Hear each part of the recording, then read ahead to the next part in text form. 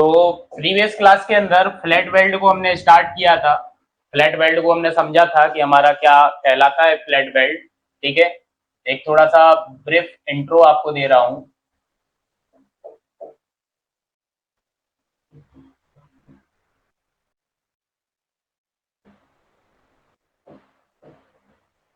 Flat weld के अंदर हम जनरली करते क्या है, हमारे पास दो प्लेट्स होती हैं, मेटल की दो प्लेट्स हमारे पास हैं, और इन मेटल की दो प्लेट्स को हम अप्रॉक्स राइट एंगल या फिर आप बोल सकते हो ट्रायंगुलर क्रॉस सेक्शन में क्या कर देते हैं,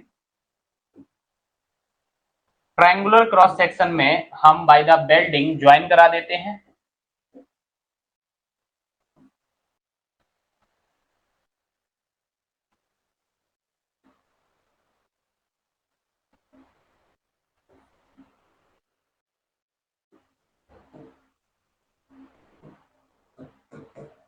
ठीक है, ये हमारा क्या कहलाता है, ये हमारा फ्लैट बेल्ट कहलाता है, और इसको हम स्क्वायर फ्लैट बेल्ट बोलते हैं। क्या बोलते हैं? स्क्वायर फ्लैट बेल्ट हम बोलते हैं।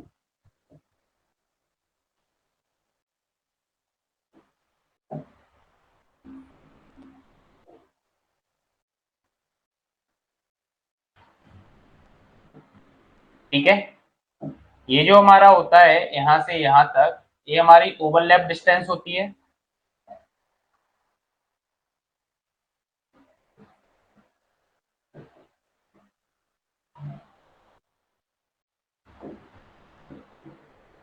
और ये जो है हमारा, इसको आप साइज ऑफ बेल्ट बोलते हो, ये हमारा साइज ऑफ बेल्ट कहलाता है। ठीक है, साइज ऑफ बेल्ट को आप एस से डिनोट करते हो। ये आपका क्या है?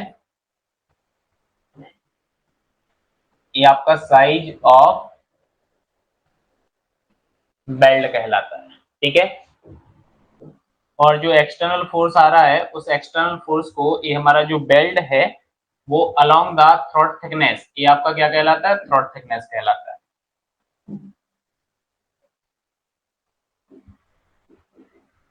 Along the throat thickness external load को रेजिस्ट किया जाता है। ठीक है,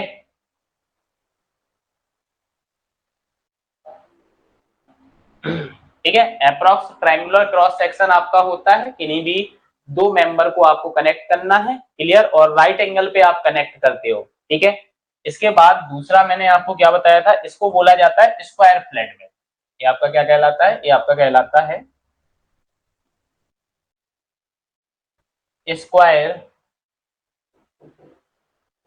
फ्लैट बेल्ट।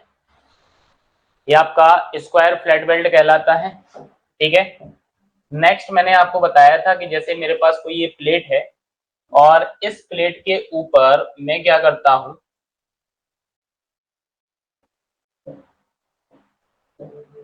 इस प्लेट के ऊपर मैं क्या कर रहा हूं, एक एंगल सेक्शन को ज्वाइन करा रहा हूं।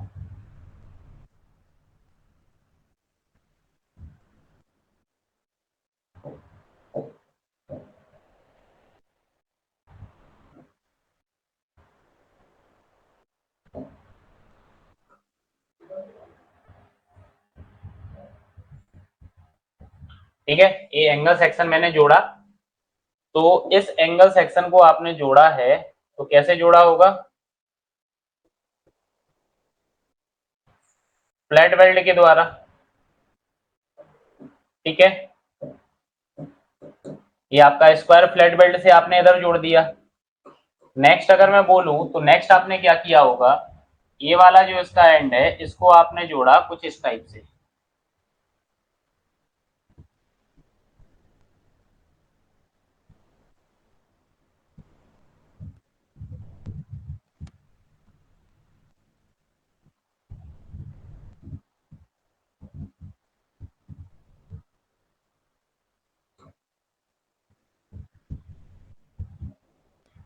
ठीक है, इस टाइप से आपने जोड़ के रखा हुआ है। तो ये जो बेल्ट आपका है, इस बेल्ट को बोला जाता है राउंड बेल्ट या round flat belt.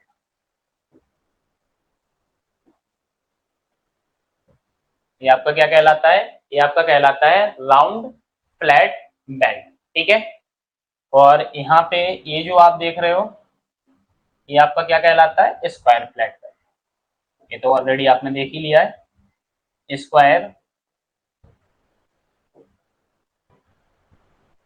Flat belt.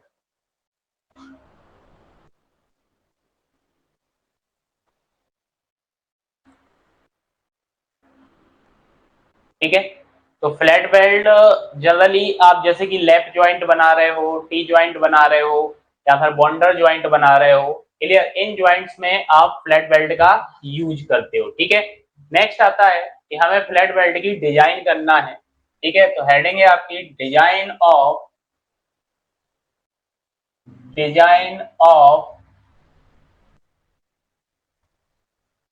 Flat belt.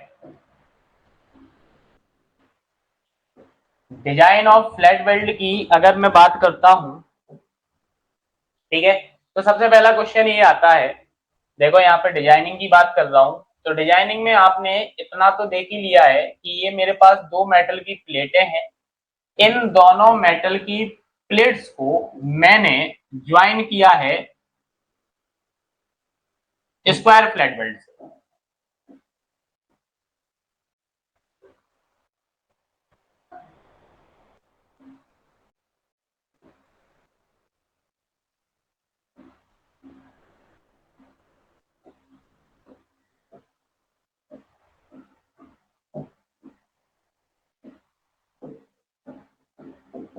ठीक है, स्क्वायर फ्लैट बेल्ट से मैंने क्या किया है, ज्वाइन किया है। अब इसके ऊपर ये आपका क्या आ रहा है, इसके ऊपर ये आ रहा है आपका एक्सटर्नल लोड, और एक्सटर्नल लोड जो आ रहा है वो आ रहा है आपका कितना, टी, यहाँ पे, और टी यहाँ। ठीक है, ये एक्सटर्नल लोड आ रहा है। तो ये जो एक्सटर्नल लोड इसके ऊपर आ रहा है, इस एक्सटर्नल लोड को ये जो बेल्ट है ये कैसे ट्रांसमिट करेगा। ठीक है, तो इस एक्सटर्नल लोड को ये जो आपका क्या बोलते हैं, बेल्ट है, इसकी ये क्या कहलाती है, ये कहलाती है आपकी थ्रॉट थिकनेस। ये आपकी क्या कहलाती है, थ्रॉट थिकनेस। तो अलोंग द थ्रॉट थिकनेस आपका यहाँ पे क्या होगा, सीयरिंग एक्शन होगा। क्या होगा, अलोंग द थ्रॉट थिकनेस आपका यहाँ पे क्या होगा, सीयरिंग एक्शन होगा, और सीयरिंग एक्शन के द्वारा आपका ये लोड क्या होगा, ट्रांसमिट होगा। ठीक है, अब आप देखो यहाँ पे, अगर मैं इस बेल्ट का क्रॉस सेक्शन बनाऊं, जनरली आपका ये बेल्ट ऐसे ही है। ठीक है,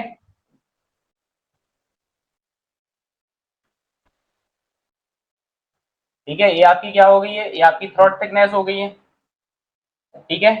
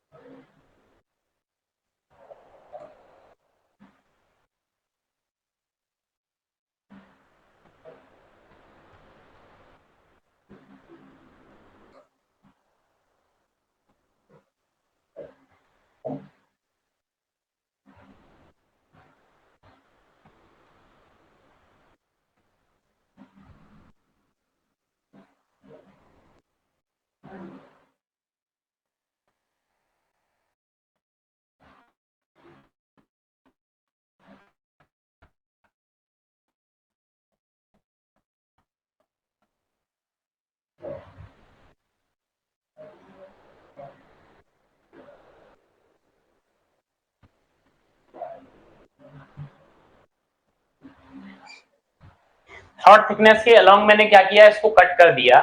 तो यहाँ पे क्या हो रही होगी आपकी, यहाँ पे हो रही होगी आपकी shearing action along the throat thickness. आपको क्या देखने को मिलेगा, आपको सीयरिंग एक्शन देखने को मिलेगी, और इसी सीयरिंग एक्शन के थ्रू आपका लोड क्या हो रहा होगा, ट्रांसमिट हो रहा होगा। क्लियर, तो load transmit due to shearing. कौन सा load, external, external load transmit clear? कैसे हो रहा है transmit? Due to shearing, due to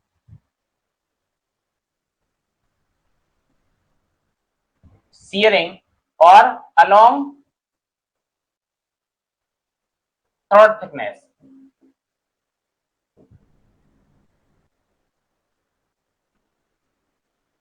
along throat thickness.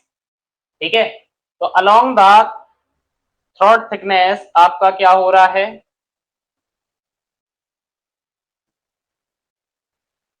Along the throat thickness आपका क्या हो रहा है?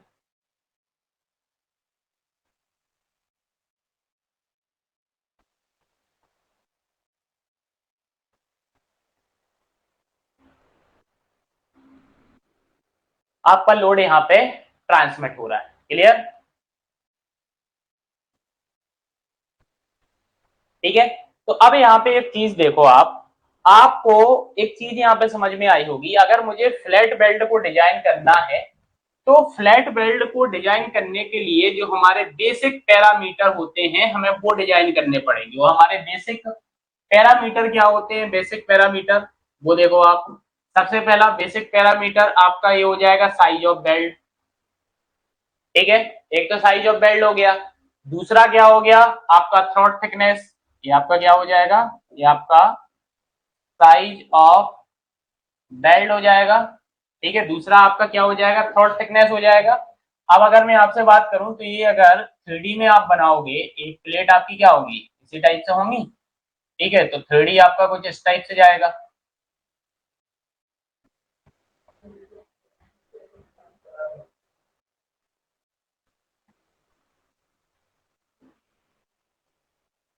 ठीक है, तो ये जो बेल्ट आपका है, ये जो बेल्ट आपका है, ये बेल्ट आपका कैसा होगा? ये बेल्ट भी आपका इसी टाइप से होगा।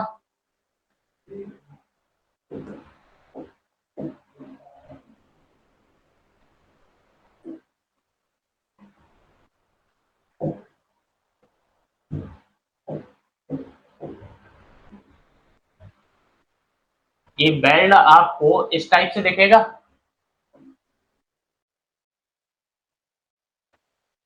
तो नेक्स्ट हमारा क्या हो जाएगा? नेक्स्ट हमारा जो होगा वो पॉइंट आप क्या बोलोगे? ये क्या हो जाएगा? ये आपका लेंथ ऑफ बेल्ट हो जाएगा। ये आपका क्या हो जाएगा? Length of belt. तो अगर एक फ्लैट बेल्ट को डिजाइन करना है तो तीन बेसिक पैरामीटर हमारे यहाँ पे आ जाते हैं। एक तो साइज ऑफ बेल्ट आ जाता है, एक हमारा थ्रोट थिकनेस आ जाता है और दूसरा हमारा लेंथ ऑफ बेल्ट आ जाता है। क्लियर? तो आप क्या बोलोगे यहां पर? Basic parameter of design, basic parameter, basic parameter of design of flat belt.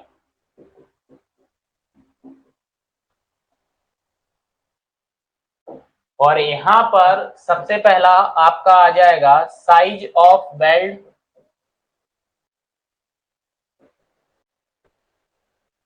दूसरा आपको डिजाइन करना है थ्रोट थिकनेस,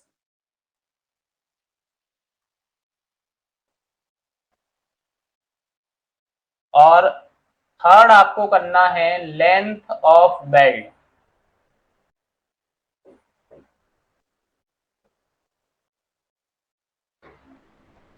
क्या करना है? Length of belt. ठीक है, तो ये तीन हमारे बेसिक पैरामीटर यहाँ पे डिजाइनिंग के हो गए हैं। हमारा लोड कैसे ट्रांसफर हो रहा है? हमारा लोड ट्रांसफर हो रहा है सीयरिंग एक्शन के द्वारा along the throat thickness. Clear? तो external load transmit due to shearing along throat thickness, ये पूरा पॉइंट हो गया आपका along throat thickness. Throat thickness के अलोंग आपका क्या हो रहा है? ट्रांसफर हो रहा है। ठीक है, अब यहाँ पे अगर मैं बात करूं आपसे कि मुझे निकालना है स्ट्रेंथ ऑफ बेल्ट, तो स्ट्रेंथ ऑफ बेल्ट हम यहां पर कैसे निकाल सकते हैं? ठीक है,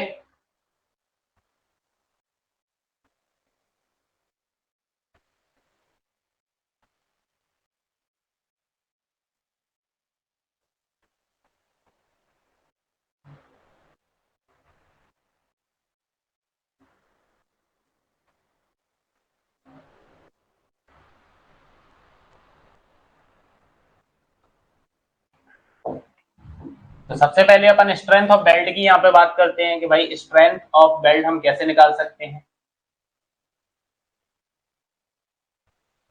strength of weld,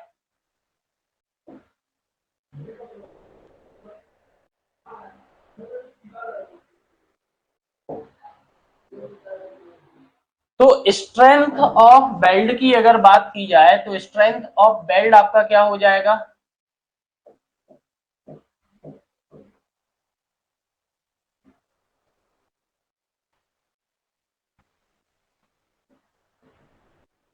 strength of weld आपका हो जाएगा कितनी लेंथ है, क्या थिकनेस है, और सिग्मा एस। ठीक है, सिग्मा एस की अगर मैं बात करूं, ये आपका स्ट्रेंथ ऑफ वेल्ड का फॉर्मूला हो गया।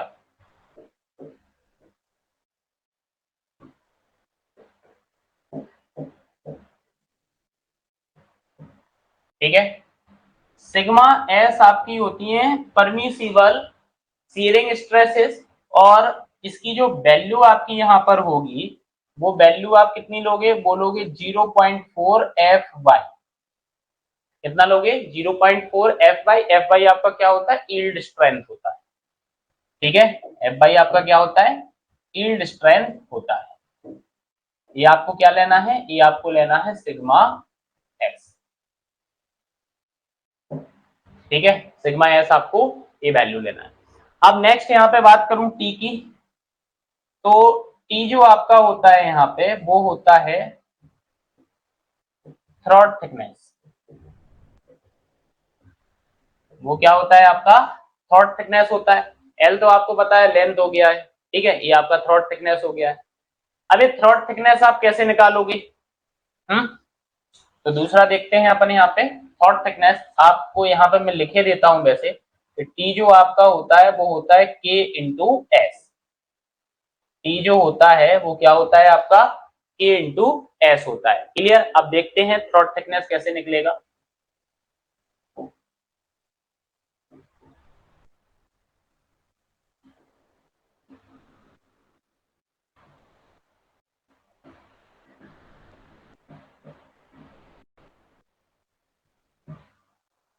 ठीक है, थ्रॉट थिकनेस की अपन बात करते हैं।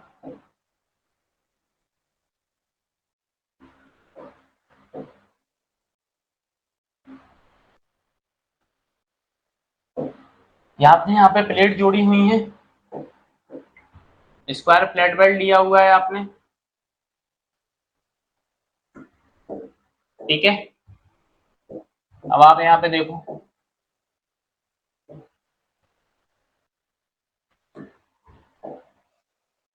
ठीक है,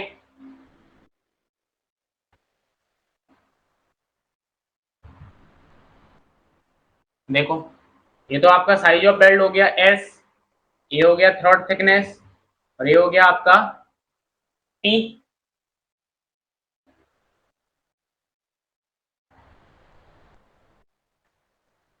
ठीक है, तो यहाँ पे अगर मैं आपसे बोलूं कि आप cos 45 अप्लाई करो,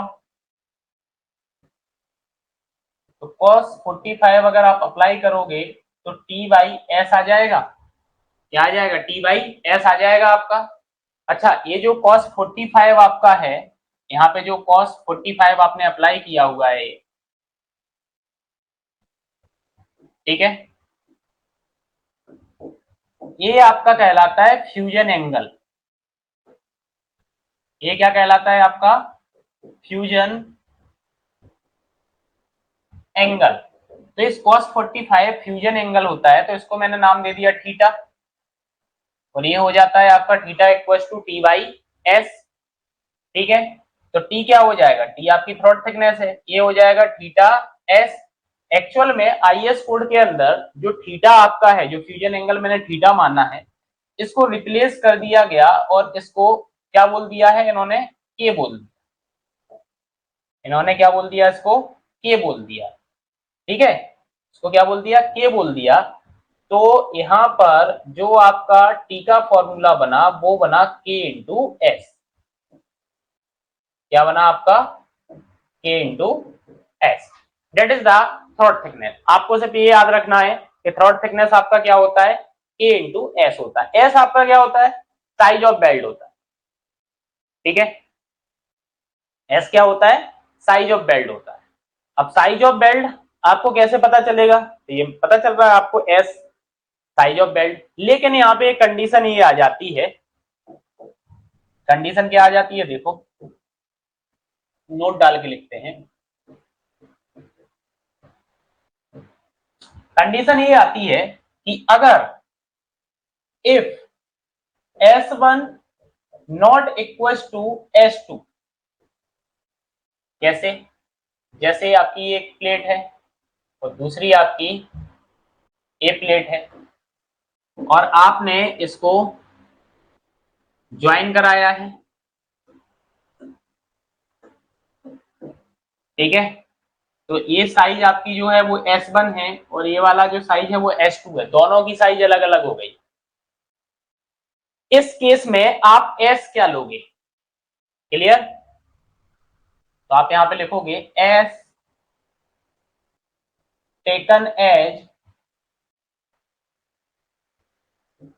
minimum of S1 and S2।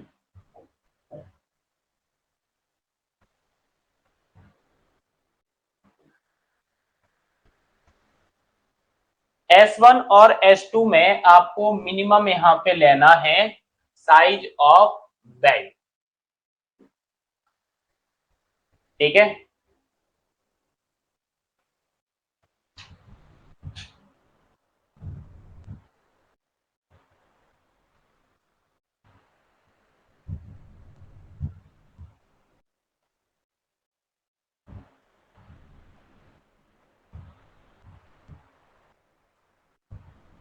Clear?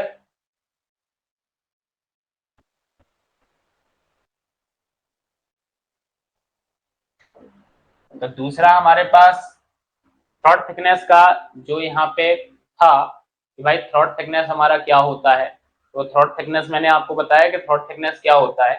ठीक है,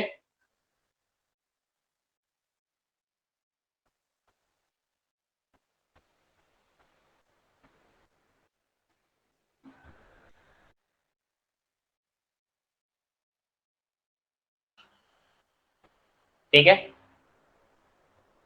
तो नेक्स्ट यहाँ पे देखो, साइज के रिगार्डिंग अपन यहाँ पे बात कर रहे हैं। साइज आपने यहाँ पे देख ली है। तो नेक्स्ट है आपका यहाँ पे रिकमेंडेशन, जो आईएस कोड यहाँ पे रिकमेंड करता है।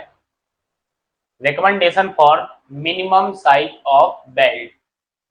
ठीक है, या फिर ऐसा लिख लेते हैं, recommendation for flat belt.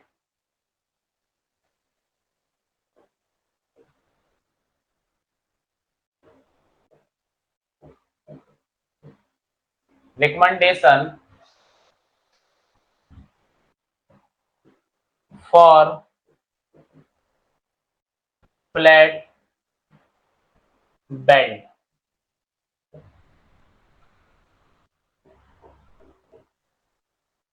Flat belt के लिए क्या क्या रिकमेंडेशन यहाँ पे बोले गए हैं और रिकमेंडेशन की अपन यहाँ पे बात करते हैं। ठीक है, सबसे पहला रिकमेंडेशन अपन देखते हैं मिनिमम साइज ऑफ बेल्ट के लिए। ठीक है,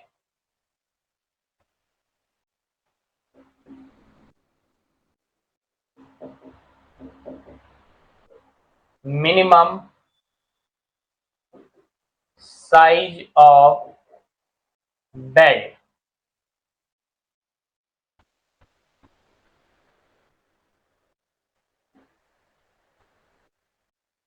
ठीक है, तो हम जब मिनिमम साइज की यहाँ पे बात करते हैं तो मिनिमम साइज के लिए आप ऐसा बोल सकते हो, मिनिमम साइज ऑफ बेल्ट जो आपका होता है वो डिपेंड करता है आपका थिकनेस ऑफ थिकर प्लेट पर। जो आपकी थिक प्लेट की थिकनेस होगी उस पर डिपेंड करती है आपकी मिनिमम साइज ऑफ बेल्ट। क्यों?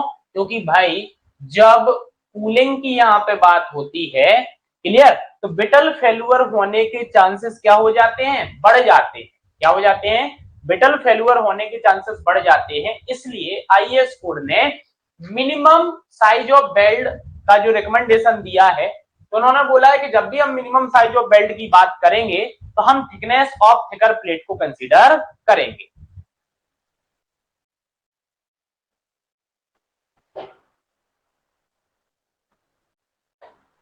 ठीक है, तो यहां पे आप क्या लिख लोगे, यहां पे पहला पॉइंट बोलोगे कि मिनिमम साइज ऑफ और minimum size of belt, minimum size of belt यहां पे लिख सकते हो बी कंसीडर, बी कंसीडर, हम यहां पे क्या कंसीडर करके चल रहे हैं कि the thickness of thicker plate, पूरा लिखना पड़ेगा ये पॉइंट,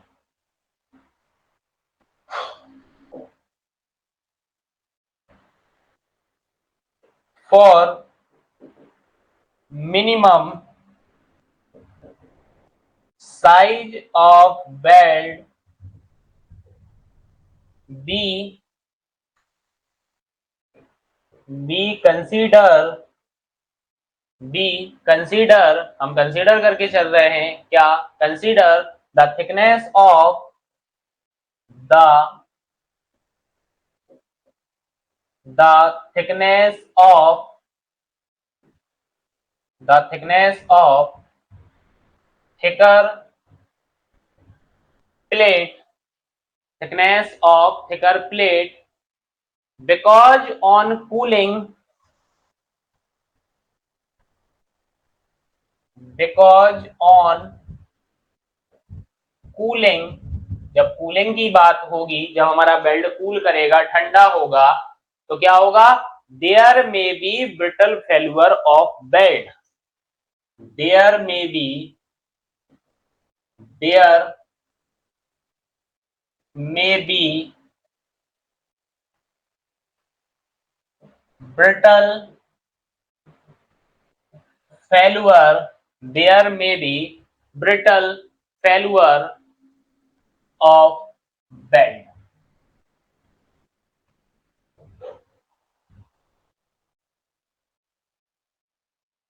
ठीक है,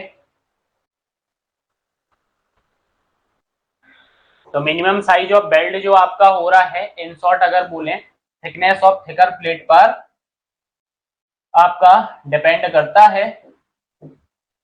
ठीक है, तो यहाँ पे आपको एक टेबल याद रखना है,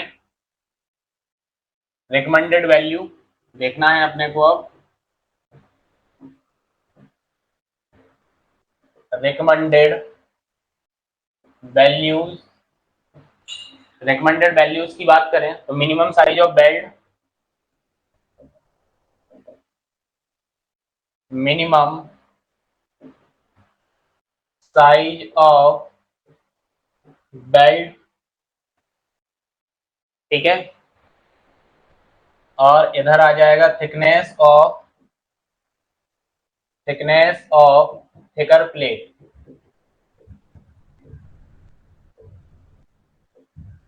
thickness of thicker plate. Clear, और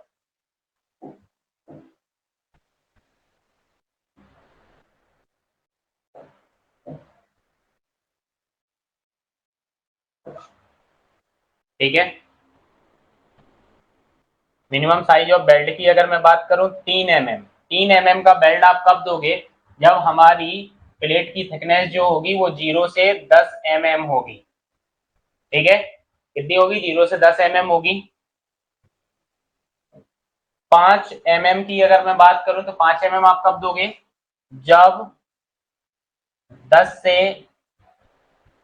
20 mm आपका होगा।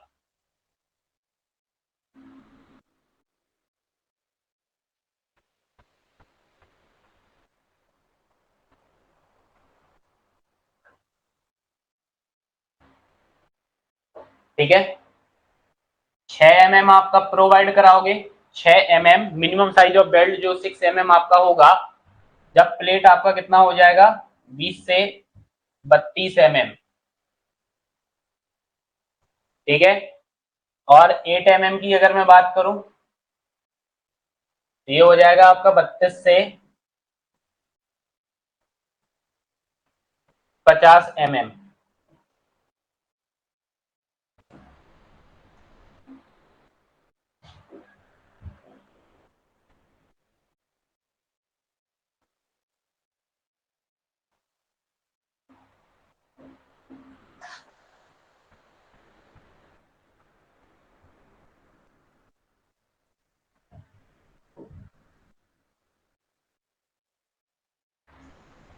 ठीक है, तो मिनिमम साइज ऑफ बेल्ट के लिए ये आपकी रिकमेंडेड वैल्यू हो गई है, आपको याद रखनी है।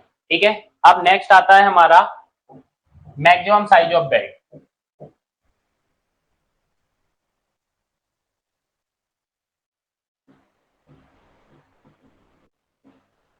मैक्सिमम साइज ऑफ बेल्ट की अपन बात करते हैं।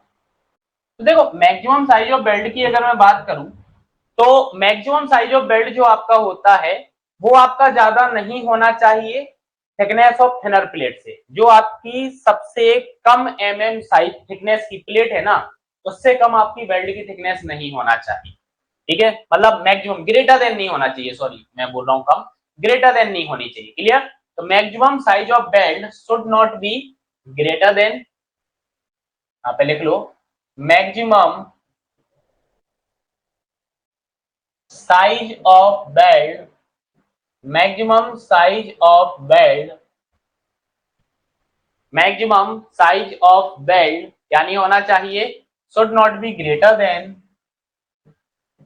Should not be greater than, should not be greater than thickness of thinner plate, thickness of thinner plate।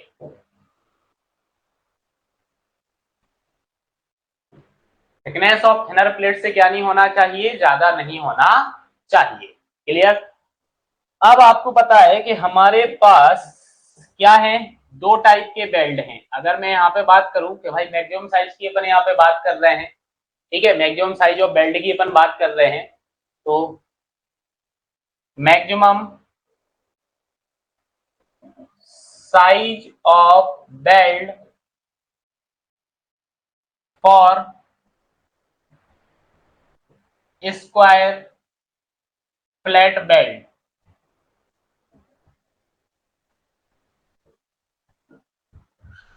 Square flat belt की अगर यहां पे बात करें तो कितना होना चाहिए, thickness of, thickness of thinner plate, thinner plate -1.5 mm,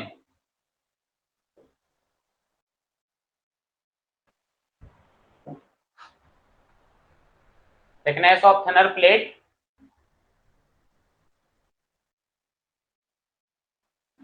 thinner plate की जो भी थिकनेस होगी उसमें से 1.5 mm को आपको माइनस कर देना है। ये maximum size of belt for square flat belt के लिए हो गया है।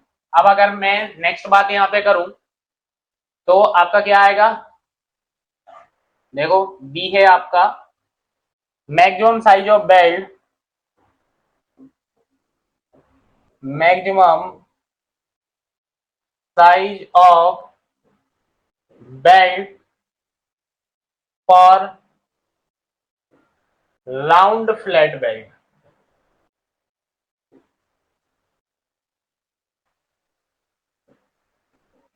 अगर किसकी बात करें, राउंड फ्लैट बेल्ट की बात करें तो क्या होना चाहिए, 3/4 into nominal, 3/4 into nominal thickness of, nominal thickness of round member.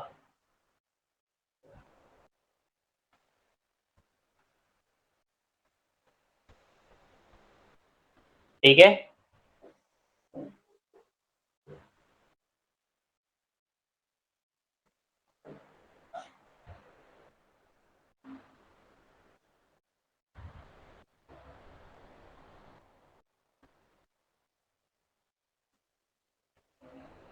ठीक है।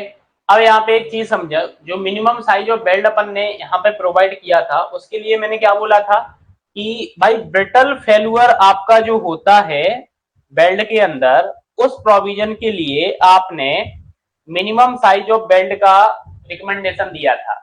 ये मैक्सिमम साइज ऑफ बेल्ट जो आपने यहाँ पे दिया है, इससे क्या हो रहा होगा, जो प्लेट एंड आपका होता है, प्लेट का जो एंड होता है, क्लियर, तो क्या बोलेंगे अपन यहाँ पे, ये जो रिकमेंडेशन आपका है यह किस लिए दिया जा रहा है, to account for not heating up the end of plate, plate का जो एंड है ना वो हीट अप ना हो, उसको अकाउंट करने के लिए मैक्सिमम साइज ऑफ बेल्ट का रिकमेंडेशन दिया गया है। ठीक है, तो आप बोल सकते हो दीज रिकमेंडेशन, क्या बोलोगे आप, these recommendation these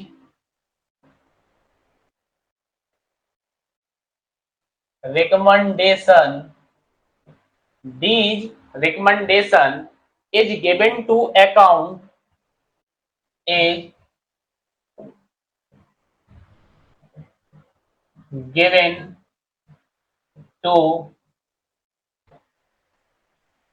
is given to account for not heating up, for not heating up, for not heating up the plate end of the plate end। ठीक है, दो रिकमेंडेशन आपको समझ में आ गए। नेक्स्ट रिकमेंडेशन अपन देखते हैं मैक्सिमम थ्रॉट थिकनेस के लिए। ठीक है, थर्ड है आपका मैक्सिमम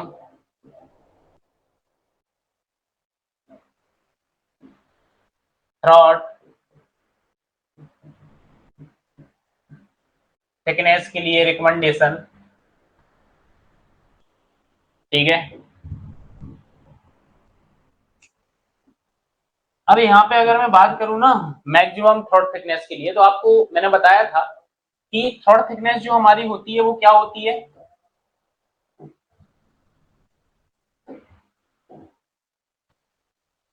अपन बात कर रहे हैं इस थ्रॉट थिकनेस। ठीक है, तो क्या बताया मैंने, इट विल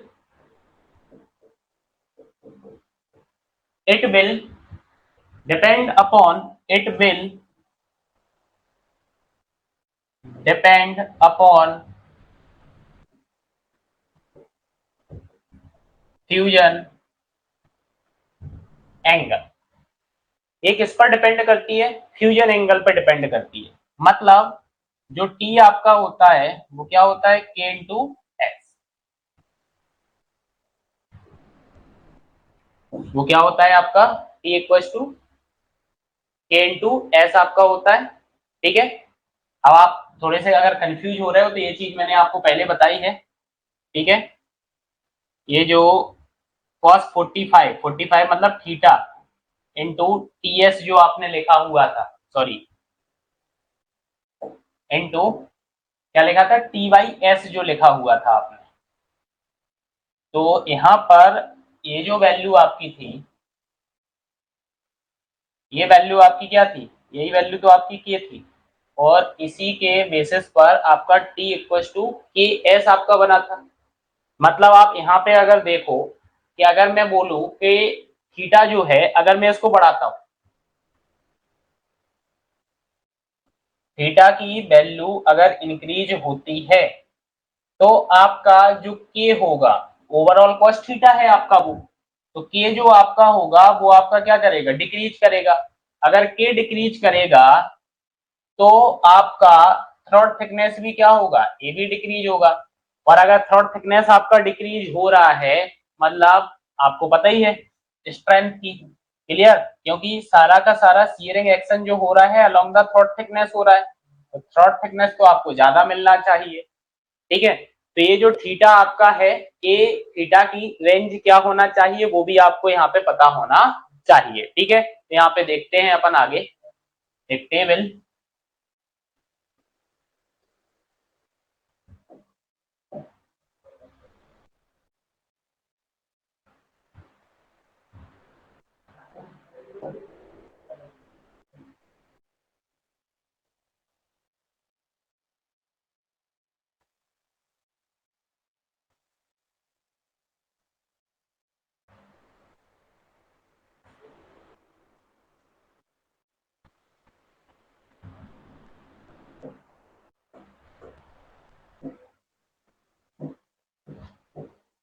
यहाँ पे अपन थीटा की बात करेंगे और यहाँ पे अपन के की बात करेंगे। थीटा की वैल्यू की अगर मैं बात करूं तो अगर थीटा 60 से 90 डिग्री के बीच में है, 91 से आपका 100 हो गया, ठीक है, 101 से 106 हो गया आपका, ठीक है, 107 से 113 आपका हो गया, नेक्स्ट 113 से 120 हो गया। ये आपके थीटा की वैल्यू हो गई। के की बात करूं तो 60 से 90 के बीच में रहेगा तो के की वैल्यू होगी 0.7, ठीक है, नेक्स्ट 0.65, 0.6, ठीक है, 0.55 और 0.5। मतलब आप यहाँ पे देख सकते हो कि जो थीटा के लिए अपन ने यहाँ पे पढ़ा था, तो थीटा की जो वैल्यू आपकी होगी वो थीटा की वैल्यू इन्होंने क्या बोला है कि भाई थीटा जो हमारा है वो 60 से 120 के बीच में रहना चाहिए। क्या होना चाहिए? 60 टू 120 डिग्री के बीच में आपका थीटा क्या होना चाहिए? रहना चाहिए। ठीक है, ना तो 60 से कम होना चाहिए ना 60 से ज्यादा होना चाहिए, सॉरी 120 से ज्यादा होना चाहिए ना 60 से कम होना चाहिए। क्लियर? देखो ये सारे रिकमेंडेशन आपको याद रखने हैं, एग्जाम में डायरेक्टली आपके पूछ लिए जाते हैं।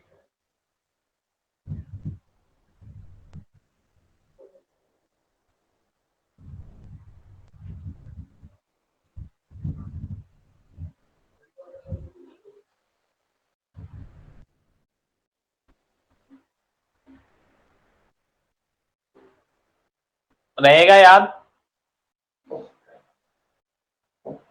अब एक नोट देखो,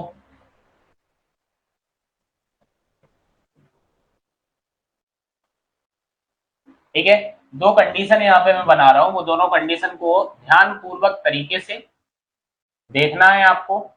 जैसे ये प्लेट हो गई आपकी और इस प्लेट के ऊपर आपने क्या किया हुआ है, एक एंगल को जोड़ दिया।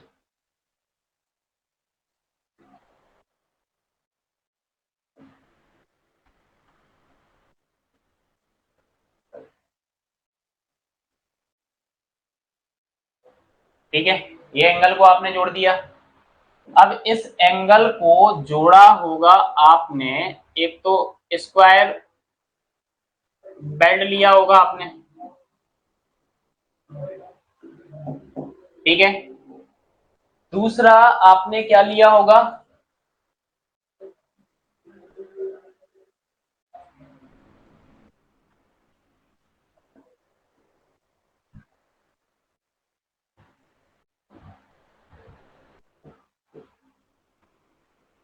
दूसरा इस एंड को आपने कनेक्ट किया होगा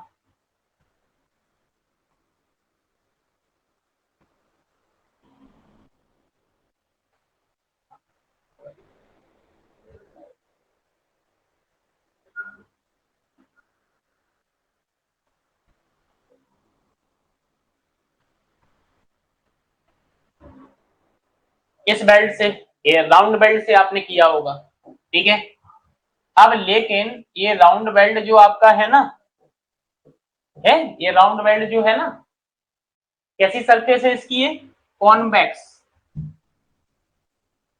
कॉन्वेक्स ऑन सरफेस। ठीक है, ये आपका क्या है, ये आपका है स्क्वायर फ्लैट बेल्ट। ठीक है, और ये आपका है राउंड फ्लैट बेल्ट।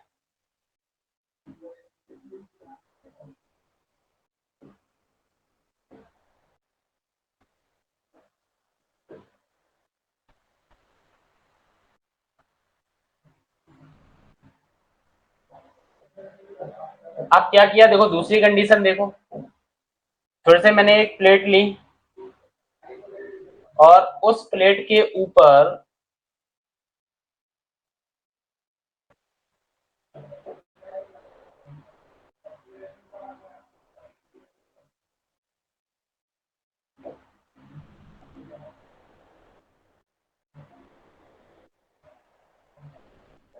एक एंगल को कनेक्ट किया।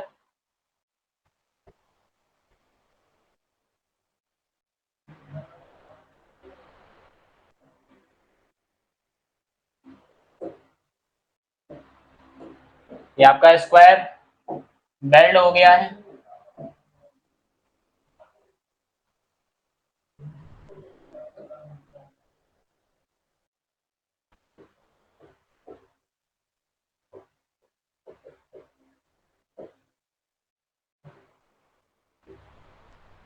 स्क्वायर फ्लैट बेल्ट हो गया है, और यहां पर आपने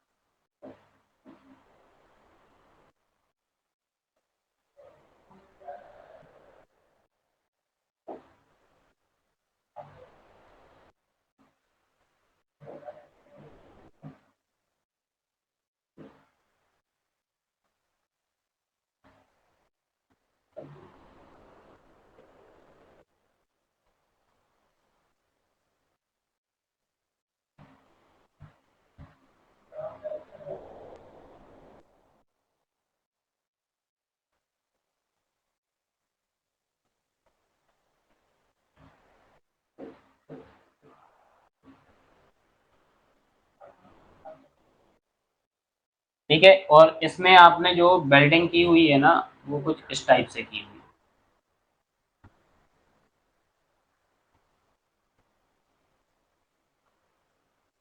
मतलब ये जो सरफेस आपकी है ना, ये सरफेस कुछ इस टाइप से आपकी बनी हुई है। ठीक है, सही से नहीं बना प्रॉपर, ऐसे देख लो।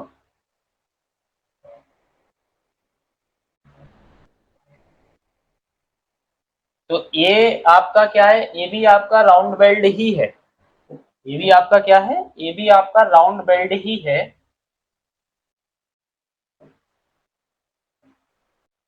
लेकिन इसकी सरफेस जो आपकी है कॉनकेव है।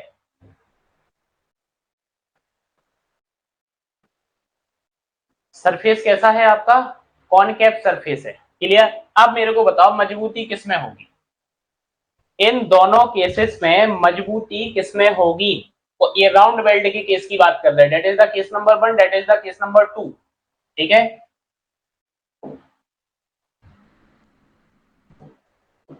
ये हो गया केस नंबर 1 और ये हो गया केस नंबर 2। कौन से केस नंबर में, मतलब केस नंबर 1 में ज्यादा मजबूती होगी या केस नंबर 2 में ज्यादा होगी।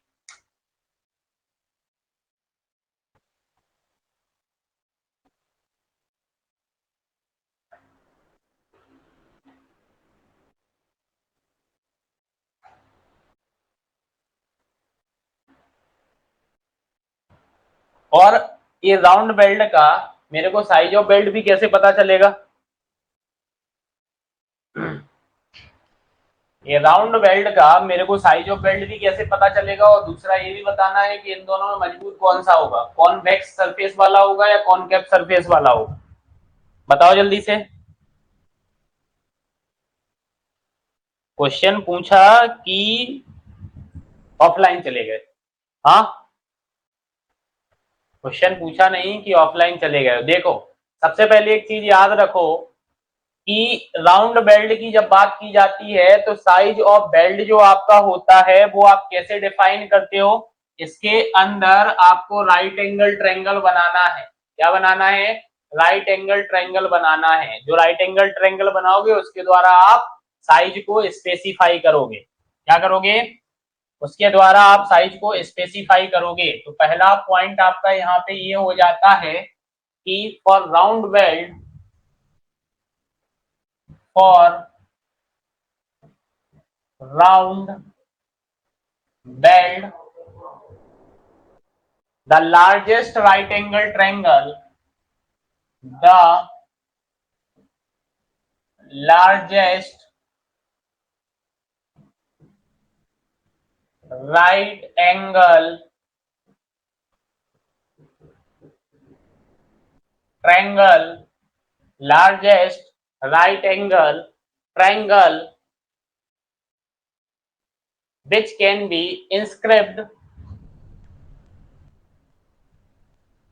which can be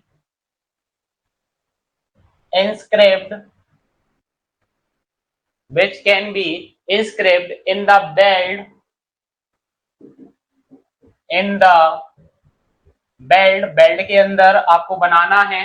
clear? इसके लिए for specify, for specify size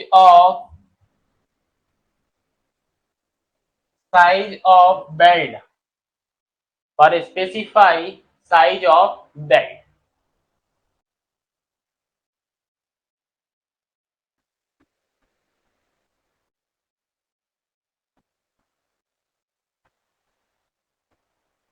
ठीक है, तो अब आप यहां पे समझो, जो आपका ये कॉन्वेक्स फ्लैट बेल्ट होता है ये आपको ज्यादा थ्रोट थिकनेस प्रोवाइड कराएगा एज कंपेयर टू कॉनकेव।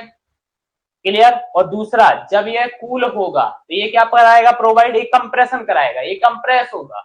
और ये क्या कराएगा? ये फैलेगा, मतलब ये टेंशन आपको देगा। तो आप बोल सकते हो कि भाई जो कॉन्वेक्स हमारा राउंड फ्लैट बेल्ट होगा वो ज्यादा स्ट्रॉन्गर होगा as compare to concave round flat belt. ठीक है, मैंने क्या बोला?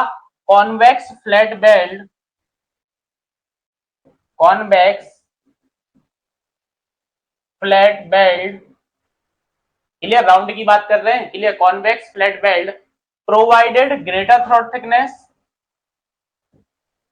Provided greater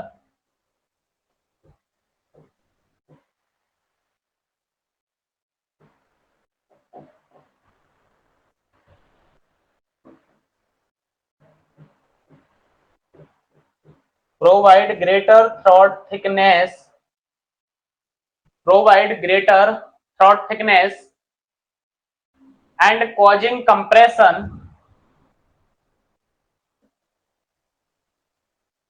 and causing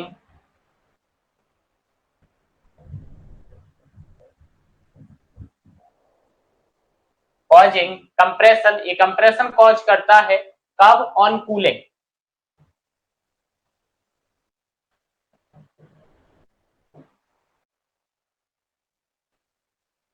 other end,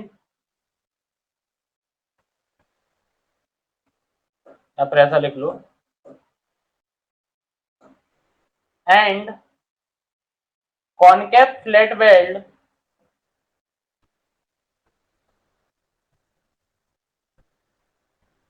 provided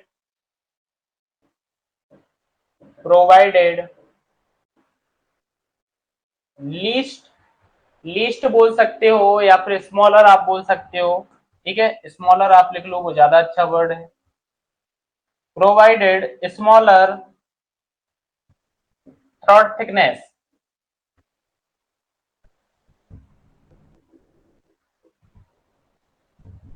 and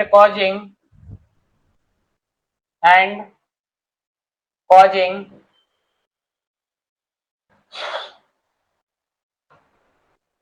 tension on cooling. ठीक है, तो कंक्लूजन क्या निकल के आएगा, कंक्लूजन क्या निकल के आएगा आपका यहाँ पे, तो कंक्लूजन हमारा निकल के आएगा कि जो हमारा कॉन्वेक्स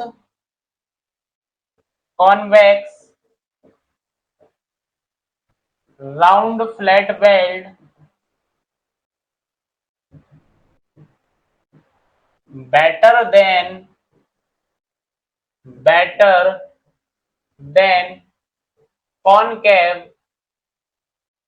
राउंड फ्लैट बेल्ट।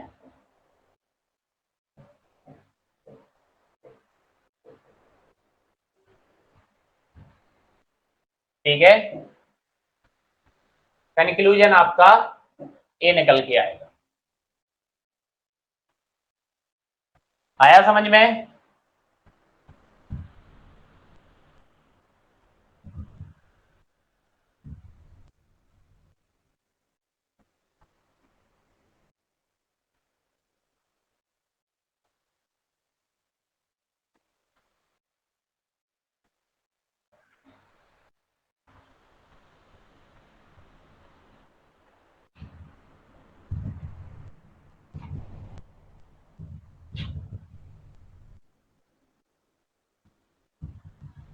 आया समझ में या नहीं आया, जल्दी बोलो। आ गया, बहुत अच्छी बात है। ठीक है, तो इसके आगे की जो रिकमेंडेशन है उसको अपन नेक्स्ट क्लास में पढ़ेंगे, और कल अपन कोशिश करेंगे डायरेक्ट कनेक्शन आपका खत्म हो जाए। ठीक है, उसके बाद वही एसेंट्रिक और इनडायरेक्ट कनेक्शन, और आपका ये बेल्टेड कनेक्शन भी कंप्लीट हो जाएगा। ठीक है, तो नेक्स्ट क्लास में पढ़ते हैं आगे की रिकमेंडेशन। ठीक है, क्लास ओवर, थैंक यू। अगर कोई डाउट आता है तो आप व्हाट्सएप ग्रुप पर मुझे पूछ लेना, बाकी कोई पूछता नहीं है, आप लोग क्वेश्चन प्रैक्टिस नहीं कर रहे हो इसलिए आप लोगों को डाउट नहीं आ रहा है। आप क्वेश्चन प्रैक्टिस करो तो आपके डाउट भी आएंगे और आप उन डाउट को हैंड टू हैंड क्लियर भी करते जाओ। ठीक है, तो मिलते हैं नेक्स्ट क्लास में, थैंक यू।